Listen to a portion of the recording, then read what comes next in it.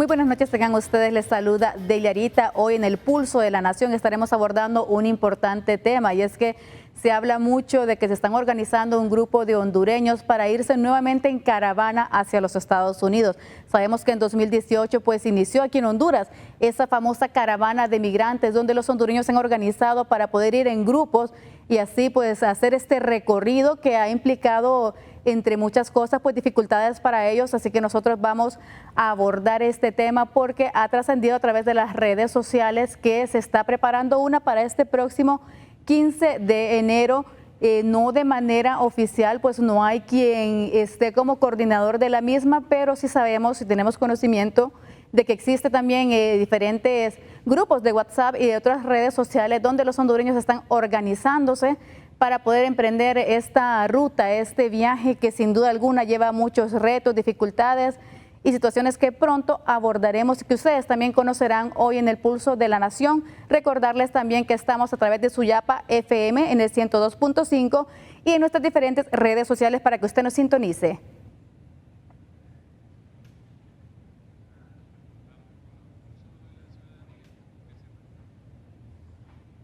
También es importante consultarle al pueblo, que es el que está más interesado de estos temas, que es una situación que les afecta directamente. Así que nosotros hemos realizado este pulso con la ciudadanía para conocer por qué se va el hondureño.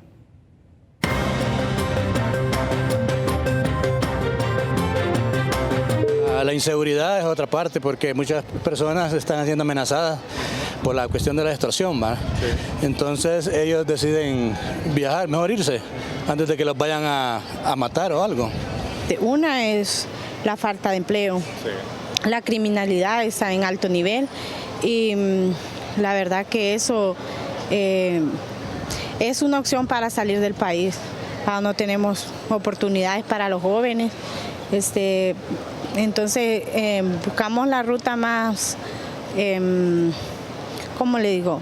Viable para salir del país y ahí obtener más oportunidades. Es difícil la vida que estamos llevando ahorita en nuestro país y tal vez algunos que tenemos un salario, un sueldo, podemos salir un poco adelante, pero la mayoría de las personas sin un trabajo, sin una esperanza, jóvenes que no encuentran empleo, que aunque se gradúen de una maestría no pueden trabajar, no les dan lo que se merecen, el sueldo que se merecen. Entonces me parece a mí que esa es la situación que estamos viviendo en nuestro país, es la que obliga a la gente a irse.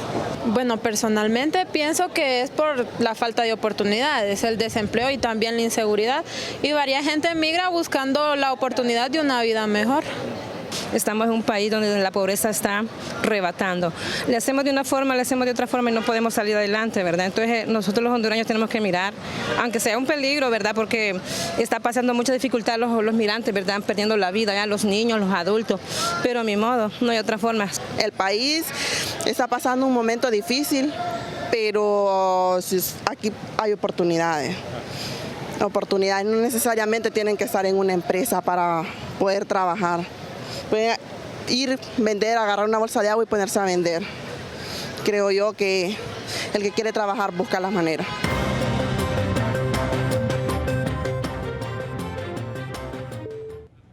Hemos escuchado la opinión del pueblo sobre el porqué de estas caravanas de migrantes y también hemos podido conocer de que este fenómeno es multifactorial. Antes se conocía de que la migración era por buscar un futuro mejor. Sin embargo, vemos que han expuesto diferentes puntos como el tema de inseguridad, entre otros, pero es momento también de presentarlas a quienes nos acompañarán para poder ir desglosando todo lo que ha implicado y lo que viene para este 2020. Y nos acompaña don Ricardo Puerta, él es experto en temas migratorios.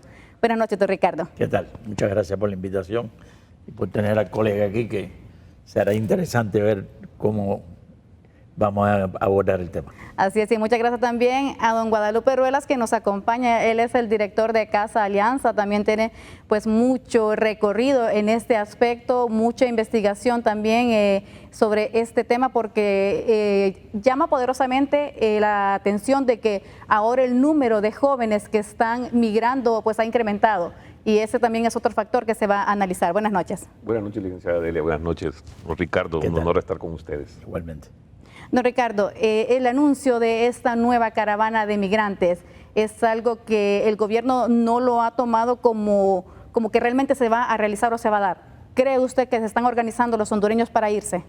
Bueno, mira, hay una coincidencia muy grande porque el día 15 está la celebración del Cristo de Esquipula y los hondureños pueden viajar a Guatemala con el CA4 y una identidad que puede ser una licencia de manejar, puede ser la cédula de identidad, puede ser el pasaporte, pero no hay necesidad de tener pasaporte, sino llevar una identificación. Entonces, este CA4 lo que quiere decir que los hondureños que son de los países de Nicaragua, El Salvador, Guatemala y Honduras pueden viajar libremente entre esos países sin que se le pida ningún documento.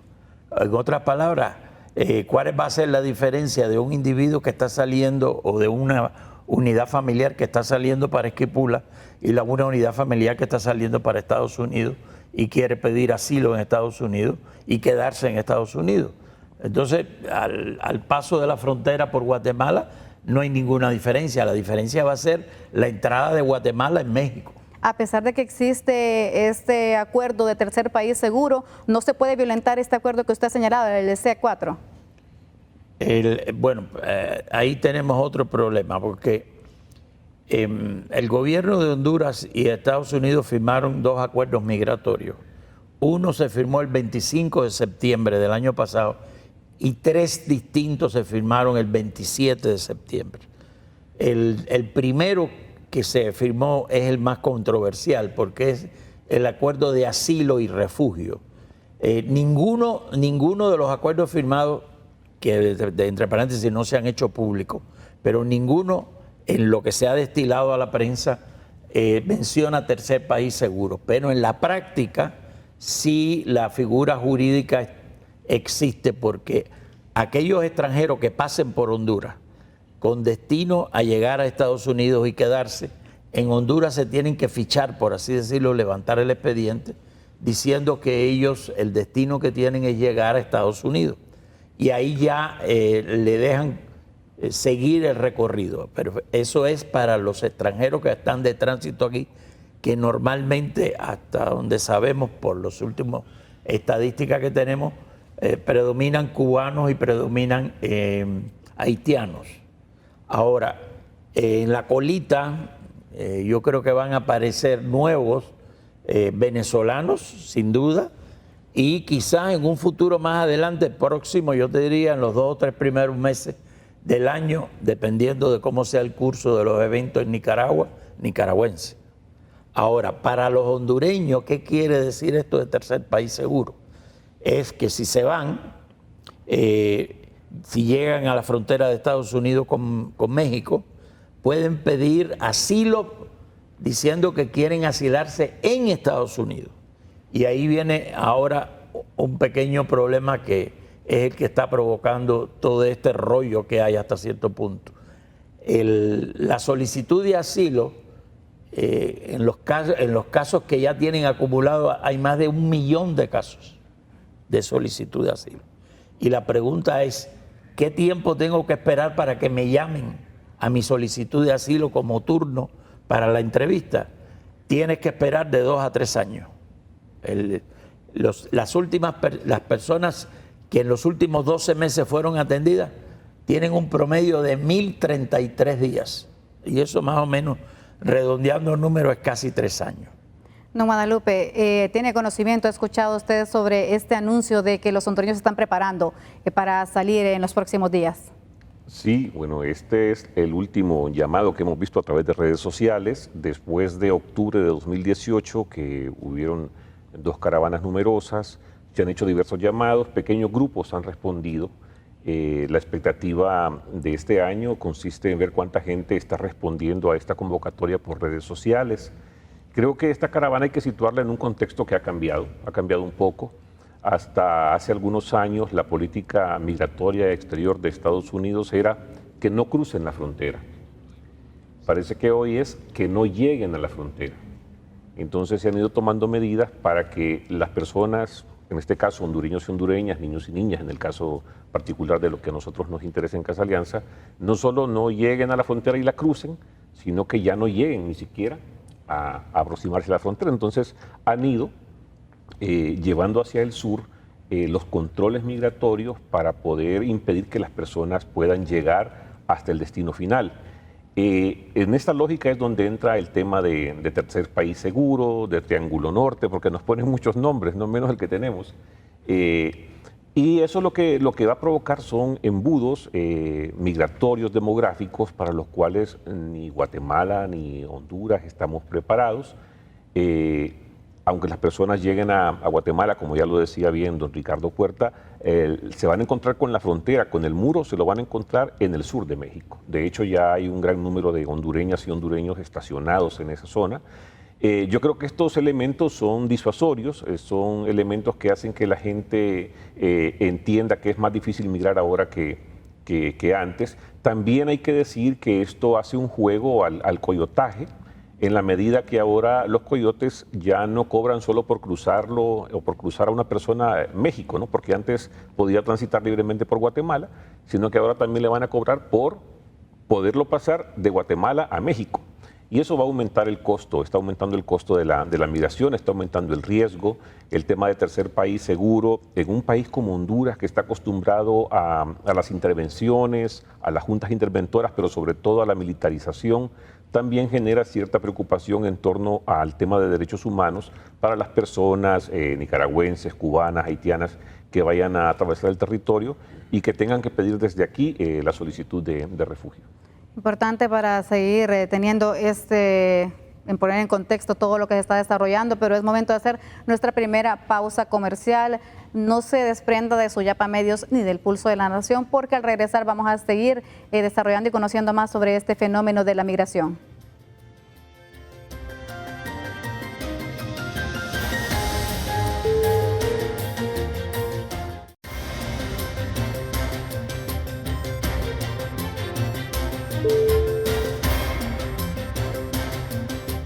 Gracias por continuar con nosotros y recordándoles nuevamente que estamos a través de las diferentes redes sociales y también a través de Suyapa FM Estéreo 102.1 para que usted también pueda estar informado.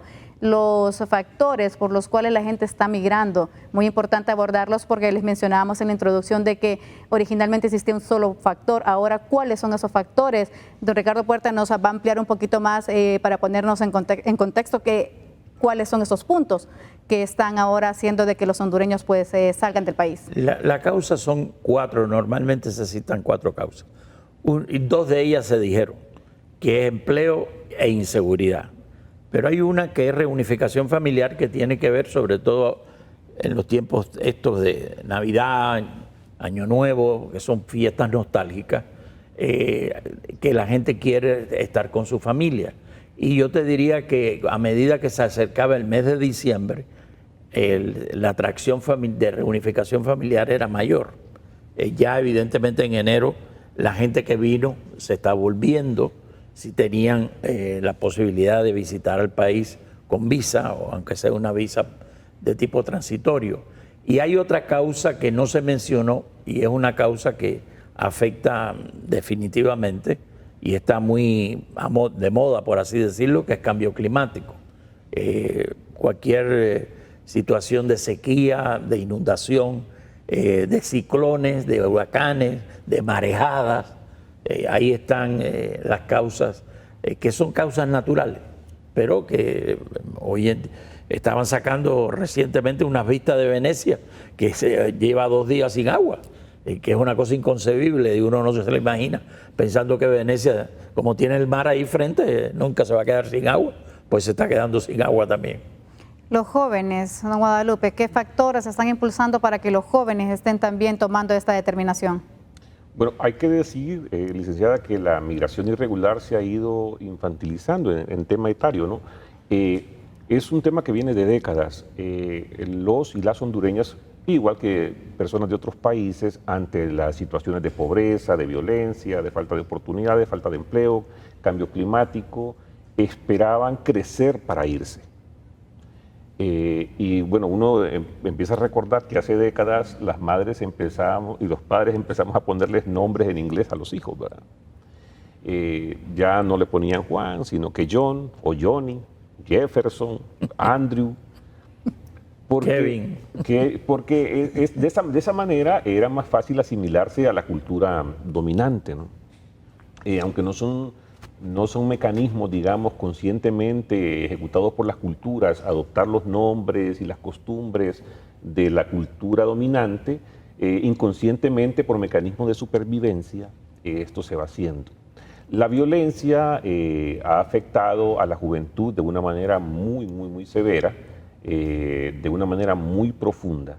Y entonces, a medida que han ido pasando las décadas y los problemas se han ido amalgamando, acumulando sin ser resueltos, entonces cada vez a edad más temprana las personas han empezado a migrar, por todas las causas que ya se han mencionado, ¿no?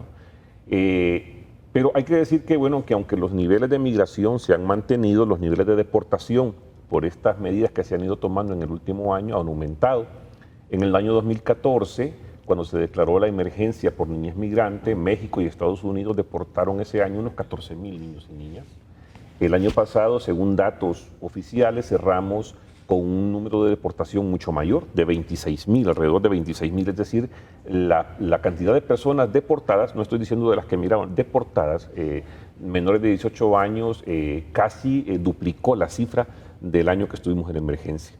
Entonces, claro, una población que por estos problemas amalgamados ha visto la migración como una de sus soluciones, una política migratoria norteamericana que ve la migración como un problema y un Estado hondureño que no se ha ocupado de generar las oportunidades, el entramado para que la población pueda construir encima de ellos sus propias oportunidades, generan, digamos, un cóctel que va a hacer que cada vez a más temprana edad las personas estén migrando. Hemos previamente dialogado también con el exdiputado Bartolo Fuentes, quien él, pues también colega periodista, se sumó a esa caravana de migrantes en el 2018, quien también nos va a aportar sobre por qué sus consideraciones de la migración.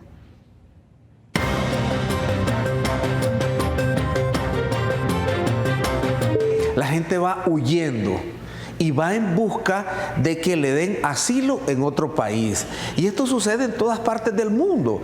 La gente cruza el Mediterráneo y para llegar a España o para llegar a Italia, y tienen el derecho a huir, tienen el derecho a buscar protección en otro país. Por lo tanto, puede ser que los detengan, puede ser que les militaricen la carretera, pero no están actuando conforme al derecho internacional.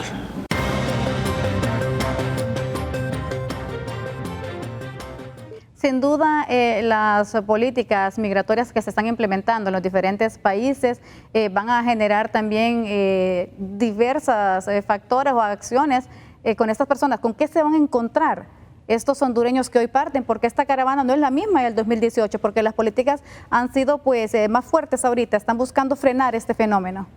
No, y hay más militarización en la frontera. Como decía él, hay una especie de muro antes de llegar al muro de Trump en Estados Unidos. O sea, es el muro del muro, que es hasta cierto punto un destaque militar que ha habido de alrededor de 15,000 miembros de la Guardia, una nueva guardia que se creó el presidente de México, orientada básicamente a la migración, pero eso es muy discutible porque un ejército no tiene ese tipo de especialidad. Un ejército, las funciones que tiene es defender la soberanía del país, del territorio, la población, etcétera, de alguna amenaza extranjera, pero no de la migración. La migración para los hondureños no es una amenaza extranjera, es una amenaza que tiene la economía, que tiene la cultura, que tiene el sistema de vida que tenemos, el tipo de mercado que tenemos, que es un mercado, aparentemente un mercado libre, que en realidad no es tan libre como quieren decir, pero lo cierto es que hay unos factores de expulsión que no cambian en el país. Y eso hace, un punto que yo quisiera señalar, cuando él estaba señalando a los menores del problema que tuvimos en el 2014 de los menores. El año pasado, en los últimos 12 meses, porque no coincide los 12 meses con enero a diciembre, pero en los últimos 12 meses, para las que hay estadísticas, se deportaron 108,000 hondureños. De esos 108,000 hondureños, es la primera vez que tenemos ese número de deportados. Normalmente, el número de deportados era alrededor de 75,000. Y el número de gente que se iba de Honduras, históricamente hablábamos de 100,000. Ahora yo te diría que para que los números salgan en el sentido de considerar cuánta gente se ha tenido que ir para que haya este número de deportados, para que haya este número de menores de edad, para que la gente que se tenga un retorno voluntario, o sea, todas estas categorías de gente que regresa. Bueno, yo te diría que en los últimos 12 meses yo me atrevería a decir que en vez de 100.000 se han ido de 130.000 a 150.000 hondureños. Y eso va a hacer crecer también la diáspora hondureña en Estados Unidos. Llama también la atención, como mencionamos, este flujo de menores de edad que se están sumando a esta caravana con esta militarización, con estos refuerzos en las fronteras. ¿Cuáles son los peligros también a los que ellos se van a tener que enfrentar en Guadalupe?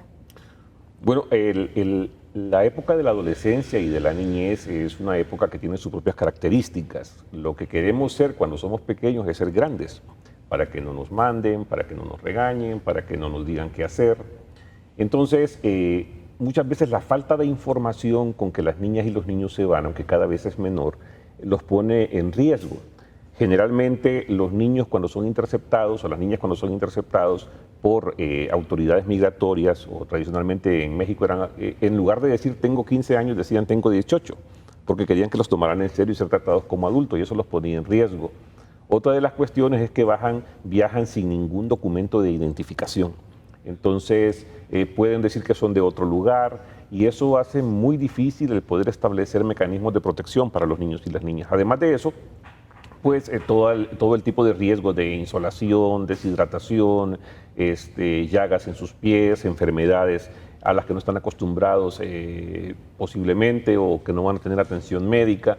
Entonces, todo eso va generando una serie de sufrimientos que van también calando en la autoestima y en la forma de concebirse de los niños y de las niñas migrantes. Un niño cuando migra ya va con suficientes problemas. Durante el camino va cogiendo todavía enfermedades, va sufriendo, va teniendo miedo y su autoestima sufre. Pero cuando es deportada y deportado se encuentra con la estigmatización de la sociedad, de la familia y de la comunidad en la que viene. Porque las campañas de sensibilización que se han hecho, aunque con buena intención, han tenido un efecto secundario. Y es que nos dicen que los niños que emigran aprenden a robar porque entran en contacto con maras y pandillas, que aprenden a asesinar, que conocen a los zetas, que son violados y violadas, que son explotados, que aprenden malas costumbres. Cuando estas niñas y niños regresan a sus comunidades, la gente les tiene desconfianza. Hemos tenido casos terribles de un niño, por ejemplo, que llegó a su comunidad en el norte del país y venía con un rash, decimos, ¿no?, en su rostro, y cuando llegó al colegio sus compañeros le decían, haciéndole burla, que lo habían violado y tenía una enfermedad venérea. Ese niño no quería regresar al colegio. Otra niña me dijo un día que se sentía muy mal porque a sus amigas le prohibían dirigirle la palabra a ella porque pensaban que ella había cogido malas costumbres en el camino. Entonces, todo ese tipo de cosas permanecen por debajo de la mesa, ¿no? Incluso los niños que llegan a Estados Unidos o que logran, digamos, encontrar refugio, cargan con una serie de traumas y de problemas que no son necesariamente tratados y entendidos. Porque aunque nosotros solemos decir que la política migratoria norteamericana es racista, sería más preciso decir que es un culturismo más que un racismo, en el sentido de que ellos no se van a atrever a decir, no, es que ellos son inferiores porque son trigueños o porque son latinos. Lo que dicen es que ellos tienen otros valores, no se acostumbran, no se asimilan, no toman nuestros valores, son distintos que nosotros y son una amenaza para nuestra cultura. Pero detrás de eso lo que hay es un rechazo a la migración latina. No es el mismo tratamiento que se le da a la migración latina que a la migración europea en los Estados Unidos. Y eso hace que las condiciones sean muy, muy complejas y que la niñez hondureña esté en Honduras sobreexpuesta a la violencia y a la pobreza. Muchas gracias, don Guadalupe. Vamos a hacer en este momento una pausa para que usted continúe en el punto que se acaba de quedar, sobre todo de esa estigmatización, y que es muy lógica porque cuando hablan de deportar hondureños, en el caso del presidente de los Estados Unidos habla de que se van a deportar aquellos que tengan pues una hoja delincuencial, o sea, vamos a deportar a aquellos que han sido o que han cometido delitos. Todos estos temas los estaremos abordando al regreso de esta pausa.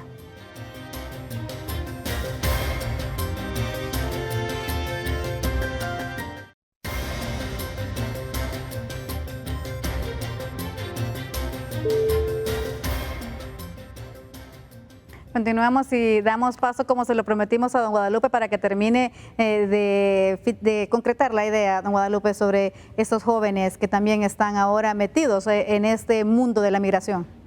Sí, bueno, en resumen es el hecho de que como sociedad, como país, no estamos preparados para ofrecer oportunidades a la juventud hondureña. Tampoco estamos preparados para apoyarlos o protegerlos si deciden tomar el camino migratorio, y mucho menos estamos preparados para recibirlos y poder ayudarles a que se reintegren a su familia y se integren también a la sociedad de manera productiva.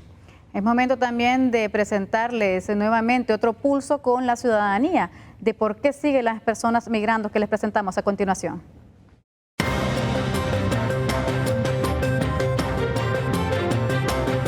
No, es que en este país ya no hay fuentes de trabajo. El gobierno no está interesado le interesa más otras cosas. No tienen qué comer y buscan irse a otros países para sacar adelante a su familia, a sus hijos. Que aquí estamos arruinados, imagínense, ya las empresas nos dan trabajos, ya a la edad de unos 35, 40 años ya nos dan trabajo. ¿Cuánto tiene usted de andar buscando trabajo ya? Desde que me gradué el año pasado. ¿Ha considerado la ruta migratoria también? A veces sí me pongo a pensar que sería buena idea, pero otra cosa también me da miedo. Yo no le voy a decir que la cosa aquí en Honduras está linda, bella, es hermosa y todo lo demás, pero no, aquí hay oportunidades, hermano. Aquí hay oportunidades, simplemente, primero, encomendarse a Dios, y segundo, hay que buscarle, esta cosa hay que buscarle, esta cosa no es que solo va a venir usted y solo porque ya se le quedó la bolsa vacía es que va a agarrar la caravana y se va a ir, no, no va a hacer nada ya. A empeorarse, imagínense, ya le corta un pie de tren jodido, le corta una mano, ¿a qué viene a su país después? Entonces, no, yo diría, un consejo que le doy al pueblo hondureño, que no emigre. Supuestamente dicen que por la crisis del país, pues económicamente pero no salimos adelante aquí en Honduras, peor que salgamos adelante en otro país. Los hondureños somos mente de pobre. La mente, no aspiramos cosas mejores en nuestro país, creemos que en otro país está el futuro y a veces es la desgracia, no es ni el futuro que esperamos.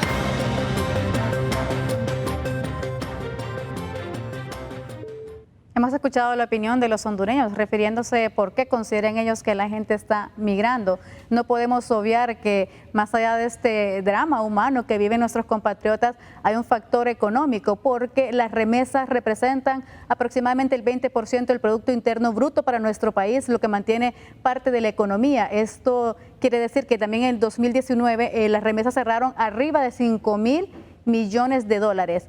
Don Ricardo, esto realmente no lo podemos obviar, que para el gobierno los migrantes representan un empuje fuerte para la economía. Mandan remesas y le quitan carga al gobierno, porque ninguna de estas personas que se va consume productos hondureños, exige educación, exige salud, exige vivienda, no están aquí. Cuando vienen con dinero para gastarse en el país, porque quieren dar incluso una especie de demostración que ellos han tenido éxito yéndose del país. O sea que las remesas, si lo miras en una forma un poco cínica, y hay hondureños que desgraciadamente tienen esa perspectiva, la migración tiene efectos positivos para la economía hondureña, y los efectos negativos que tiene, realmente el país los pierde, pero tú no los contabilizas, que es la pérdida de talento, la fuga de talento que estamos teniendo, pensando, por ejemplo, que la mayoría de la gente que tiene títulos universitarios en este país no trabaja en lo que estudió. Y ahí tienes un indicador de la inconsistencia que hay entre los preparativos que tiene de educación y las oportunidades de trabajo que tiene profesional y técnicamente. La desesperación del hondureño que no encuentra empleo, de estos jóvenes que salieron y andan en busca, como mirábamos en este pulso con la ciudadanía, más de un año sin encontrar trabajo en Guadalupe, esto preocupa porque el joven que tal vez no tuvo ni oportunidad de estudiar, entonces, ¿a qué futuro es el que ellos pueden aspirar? Bien, las cifras oficiales hablan de que en el 2018 unos 435,000 adolescentes y jóvenes eran explotados económicamente y no estudiaban, es decir, ni trabajan ni estudian. Cuando ya subimos al tema de juventud, la cifra sube a 600,000 según datos oficiales, y escuchaba yo hoy en las noticias que se estima que unos 100,000 jóvenes más van a entrar a este rubro de no trabajar y estudiar. generalmente se les llama niños, ¿no? Y empezamos a asumir que simplemente no quieren o no han tenido la posibilidad de hacerlo. La verdad es que hay una lógica perversa en nuestro sistema educativo que va generando que poco a poco los adolescentes tengan menos conocimientos, habilidades y herramientas para enfrentarse al mundo laboral. Por un lado, los estándares y los requisitos laborales han ido creciendo, pero por otro lado, el sistema educativo ha ido apostando porque cada año escolar haya menos alumnos. Si bien es cierto, a nivel de educación primaria tenemos una cobertura del 90%, es decir, 90 de cada 100 niños van a un aula escolar en primaria, a nivel secundario solo tenemos aulas escolares para 27.8%, es decir, apenas 28 adolescentes que salen de primaria van a poder llegar al colegio. Entonces, claro, ¿qué le queda a uno si solo pudo estudiar hasta tercer año de secundaria, como decíamos antes, ¿no? Bueno, tal vez pintar una pared, construir una pared, limpiar una casa. Y entonces uno se pregunta, ¿cuánto me pagan en Honduras por limpiar una casa al mes? ¿Y cuánto me pagan en Estados Unidos por limpiar una casa al mes? Entonces estamos produciendo seres humanos no educados para la explotación en el extranjero. Porque en Estados Unidos me pueden pagar $8 la hora por limpiar una casa y $8 la hora son algo así como 200 lempiras la hora. Y aquí voy a ganar 200 lempiras tal vez en 2 días, ¿no? Entonces, claro, la gente hace esas comparaciones económicas y la ingesta calórica que necesitamos nosotros y necesitan los norteamericanos es relativamente la misma. Es decir, entonces, pero nosotros tenemos aquí mucho menos dinero para conseguir lo que necesitamos para sobrevivir que allá. Entonces la gente prefiere irse. Entonces estamos generando una cultura, una generación de la sobrevivencia de las remesas en el territorio y también de la búsqueda de ir a hacer trabajo precario y empezamos a llamar sueño americano a lavar un inodoro en otro país. Preocupante y sobre todo, don Ricardo, ¿el gobierno realmente se ha preocupado por ayudar a estas personas, por evitar que los hondureños sigan migrando? ¿O realmente representa un negocio para el gobierno o un auxilio o una ayuda, como usted lo dijo, o un alivio, el no tener que mantener a estos hondureños que se van? Yo siempre he mantenido que hasta que la empresa privada, en una forma no lucrativa, empiece a manejar la migración, el problema del empleo, desempleo de este país no se va a arreglar. Porque los empleos que genera el Estado son empleos temporales, politizados, y que realmente en número no llegan ni a un punto donde se va a resolver algo. Desde ese punto de vista, el crecimiento poblacional de Honduras necesita alrededor de 100,000 empleos nuevos al año, 125,000, y eso no se hace, eso no se genera. Y la pregunta es, bueno, si no se genera, esa gente ¿qué están haciendo?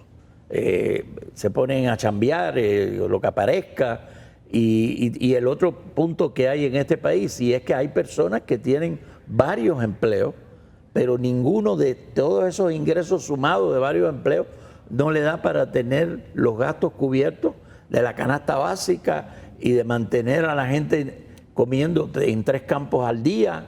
Estamos hablando de una situación de explotación, de precariedad, de que aún la gente que trabaja todavía no tiene suficiente ingreso para cubrir las necesidades familiares que tiene.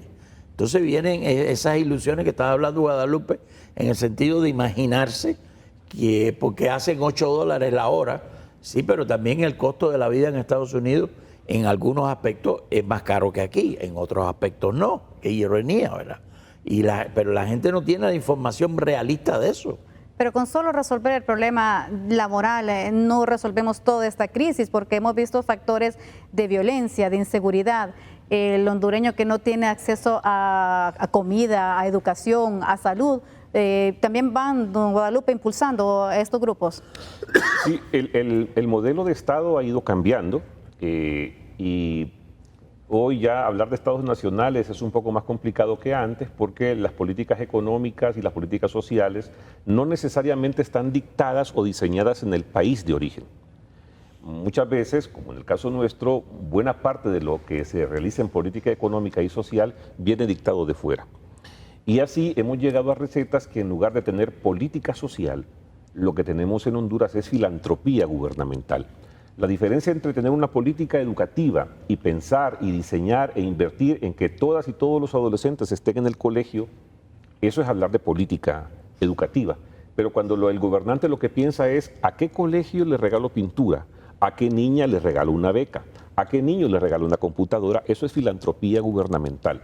Entonces, con filantropía gubernamental no vamos a poder resolver el problema educativo del país porque vamos a gastar muchos recursos en poco impacto.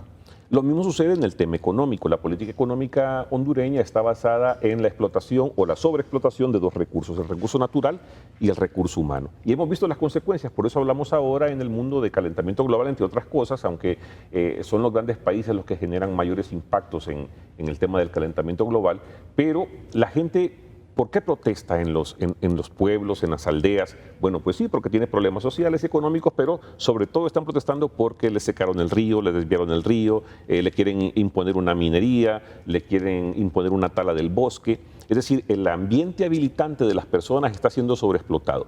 Y en el ámbito humano, las personas son sobreexplotadas laboralmente. A mí me decía un señor que andaba con su hija buscando empleo, que lo que le ofrecían a su hija después de salir de la licenciatura en una universidad privada era menor a lo que él pagaba de mensualidad cada mes en la universidad. Y me decía, más me hubiera valido ahorrar ese dinero y que ahora pusiera un negocio. Y yo le decía, bueno, el valor de la educación sí tiene un costo monetario, pero también el de la ignorancia tiene todavía un costo más alto, ¿no?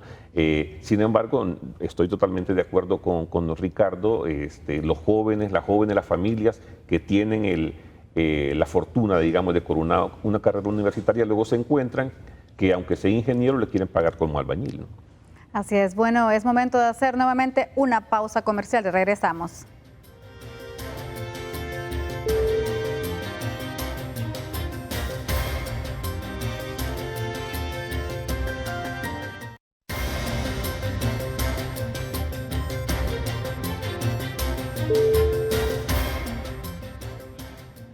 Gracias por continuar con nosotros. Es importante también presentarles a continuación, como les mencionábamos, no nos pudo acompañar el exdiputado Bartolo Fuentes, pero sí nos preparó algunos videos que nos van a servir y comentarios, sobre todo en el aspecto de los coyotes. ¿Qué papel están jugando ahora en este fenómeno?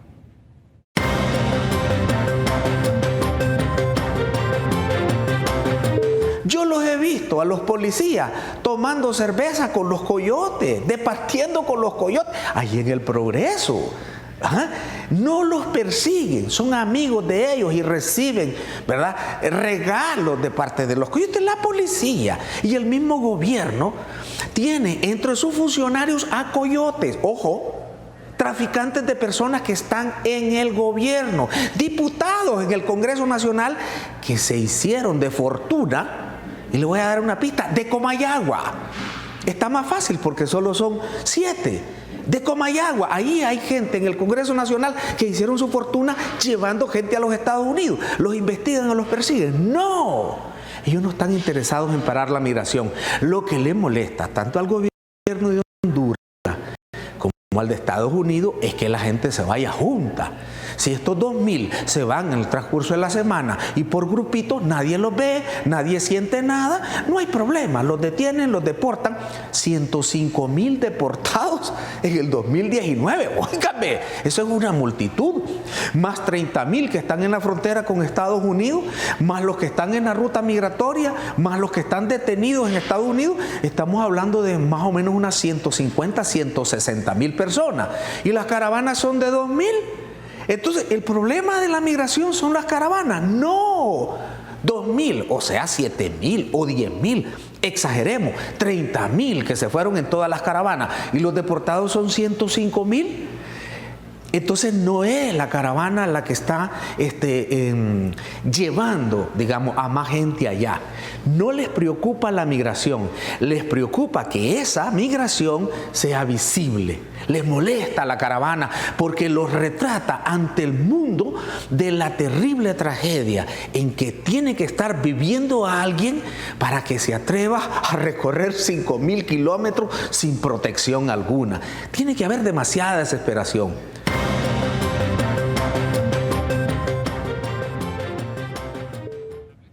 Importante lo que nos señalaba, el visibilizar estas caravanas, el visibilizar este drama el exponer a un país, sobre todo como expulsor de su propia gente. Don Ricardo, comparte usted lo que nos ha dicho don Bartolo, refiriéndose por qué ese malestar de estas caravanas.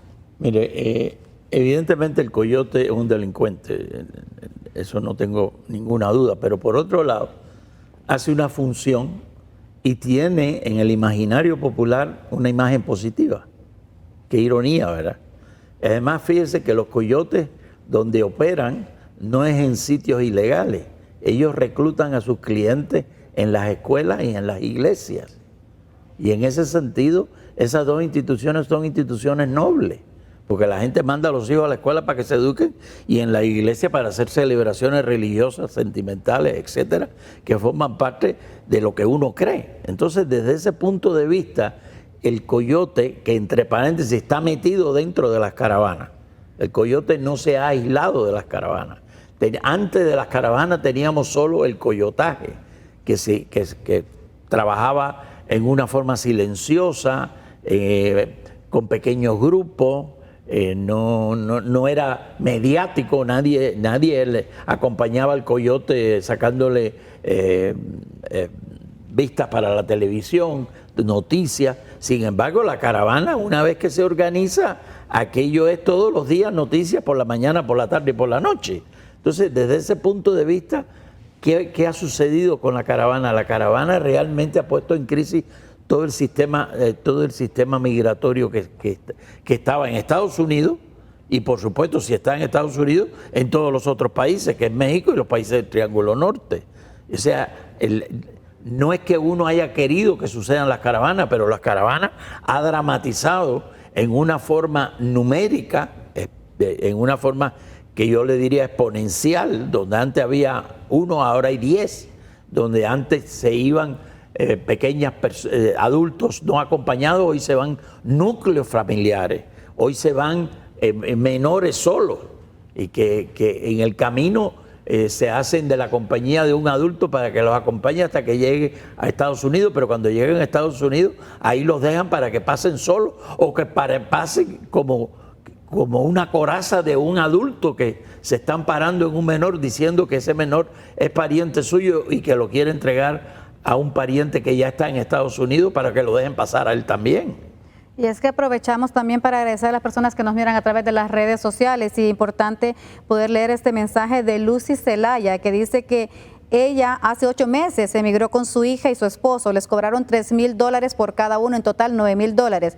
Cuando llegué a migración de Estados Unidos fue horrible, tratan al emigrante peor que a un animal. Le doy gracias a Dios que estoy aquí porque hay oportunidad para mejorar, pero la verdad aquí la vida es difícil.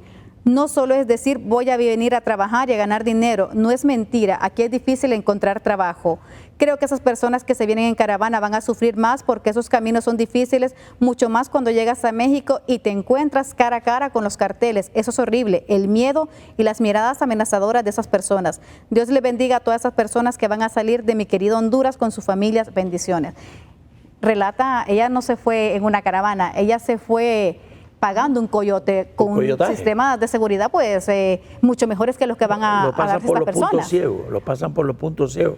En ese sentido, el coyotaje no ha sido sustituido por la caravana, sino que funciona ahora dentro de la caravana a medida que se mueve la gente físicamente en camino hacia Estados Unidos. Es algo que realmente nos duele como hondureños, realmente como quisiéramos porque los hondureños no se fueran del país, pero ¿qué oportunidad se les está dando a estas personas para no migrar? ¿Qué oportunidades tenemos nosotros? Yo les mencionaba en la pausa, un país que está señalado por altos niveles de corrupción. Estamos debatiéndonos en esta semana entre si se renueva o no se renueva el convenio con una misión que ha venido a luchar contra la corrupción y la impunidad en el país. Tenemos acusaciones fuertes de narcotráfico y todos estos desmotivan para que los hondureños continúen en el país, profesionales que se van a hacer labores domésticas a otro país. Bueno, una de las cosas que sucede en el país es que tenemos una clase política corrupta en gran medida, pero también indolente, que está más preocupada de aparentar que hace que en hacer cosas. Entonces se llena la boca diciendo que va a dar seguridad y va a dar trabajo, pero cuando es gobierno lo que hace es aparentar que da trabajo y da seguridad. Es como si alguien lleva su coche al mecánico porque los frenos no le funcionan y el mecánico, en lugar de revisar las fricciones, lo que le dice es que le va a poner un forro más bonito al pedal del freno, ¿no? El problema va a seguir igual, nada más que barnizado. Entonces, muchas veces la propaganda política ha servido para barnizar y ocultar lo que en realidad está sucediendo. La pobreza es un problema técnico, la seguridad es un problema con soluciones técnicas también. Eso significa que se necesita poner sobre la mesa el problema, estudiarlo y luego de estudiarlo encontrar alternativas. En el tema de seguridad se han gastado millones de lempiras en publicidad, en tecnología y en represión, pero no estamos haciendo lo suficiente en prevención, en rehabilitarnos de la violencia, porque es fácil pensar que aquí los violentos son los pandilleros y nosotros somos los no violentos, los pacíficos. Pero en Honduras la gente pelea por religión, la gente pelea por fútbol, la gente pelea por política, la gente pelea por economía, tiene problemas familiares. Estamos constantemente queriendo resolver las cosas a base de violencia. Tenemos que rehabilitarnos de la violencia y para eso necesitamos procesos de salud pública. Necesitamos también reconstruir el tejido social, recuperar el espacio público y recuperar la confianza en las instituciones a base de evidencia. En el tema de pobreza, por más bolsas solidarias que regalemos, la pobreza solo se va a multiplicar. Necesitamos que la gente tenga acceso a conocimientos, a herramientas y recursos.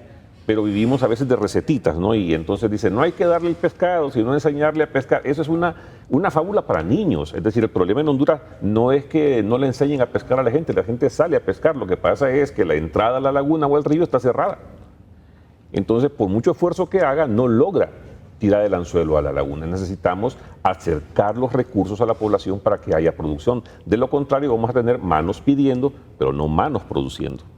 Don Ricardo. Yo quisiera agregar algo que pone en perspectiva al hondureño ya cuando no está en este contexto, y es la experiencia que han tenido los tepecianos en Estados Unidos, que es un grupo que prácticamente empezó con 118,000 hondureños a raíz del huracán Mitch.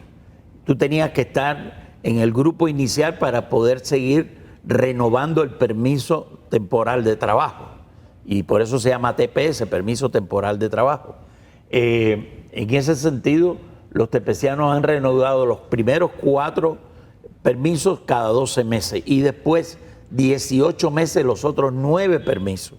Pero hay una información sistemática sobre ese grupo. Ya de los 118,000 originales quedan 44,000 que han pasado las 13 renovaciones, y es un grupo que en indicadores positivos supera a veces los indicadores que tienen los blancos en Estados Unidos. Imagínense. Y evidentemente a la población en general. Son personas que no tienen delitos, no tienen un récord limpio de delitos. Ellos y sus hijos son personas que no son carga pública, son personas que pagan impuestos, son personas que en un 22% tienen negocios propios que generan empleo para otra gente. Yo creo que ese grupo hay que estudiarlo más.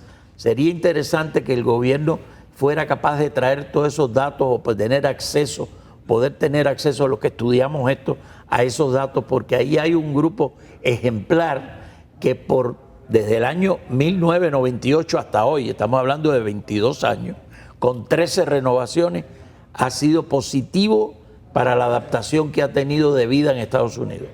Agradecemos realmente pues este espacio que nos han brindado ustedes como televidentes para poder entrar a sus hogares, también a nuestros panelistas, don Ricardo Puerta y a don Guadalupe Ruela. Desafortunadamente, ese es un tema con muchas aristas, difícil de abordar en su totalidad, pero creo que se han puesto pues en el tapete de la discusión esos puntos más álgidos, esos puntos que preocupan, sobre todo que estamos a las puertas de un anuncio de una nueva caravana de migrantes. Sin duda alguna, el fenómeno de la migración no se va a acabar de un día para otro. También tenemos que tener claro que es un derecho del ser humano el poder migrar y buscar pues un destino mejor, pero sí queda en manos del gobierno, de los empresarios, de la sociedad, poder buscar soluciones para el país. Les agradezco nuevamente por su compañía y a ustedes los invitamos a que continúe con la programación de Suyapa Medios, porque en breve viene Notifide, donde usted se podrá informar de todas las noticias nacionales e internacionales. Muy buenas noches y muchas gracias.